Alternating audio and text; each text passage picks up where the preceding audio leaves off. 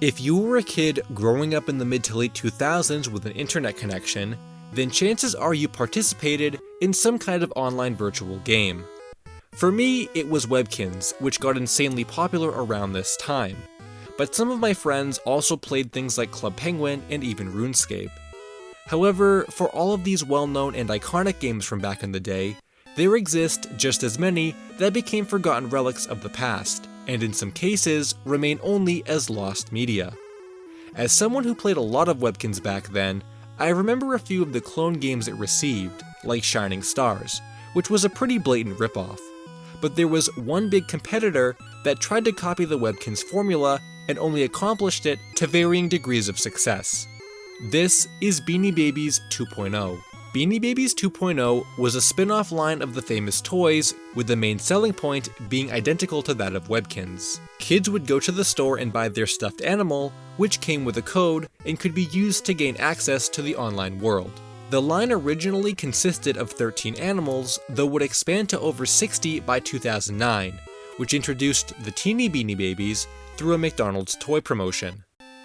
Some of these designs were even exclusive to the TY store, and others got re-released later on without the online code.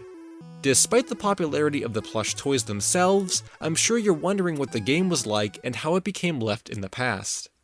The Beanie Babies 2.0 world launched along with the original plush toys in early 2008, which was also the time I discovered the game, so I guess you could say I'm an OG player.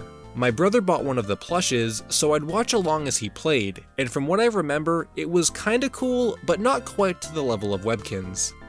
Mayor Beanie was one of the main characters in this game, acting as a tour guide through the world, which felt a little unpolished. I mostly remember a confusing navigation system and activities that seemed to pop up out of nowhere, as if there wasn't a dedicated area for games. A lot of the games, in fact, weren't much more than a few clicks to activate a result, and I've even found some articles that claim additional content was locked behind having more than one pet. Despite these complaints, I've never really heard anything bad about the game, and the discussion I've found about it seems to be positive. However, this iteration of the website wouldn't stay that way forever, as there was a brief period in mid-2009 when the site got a revamp.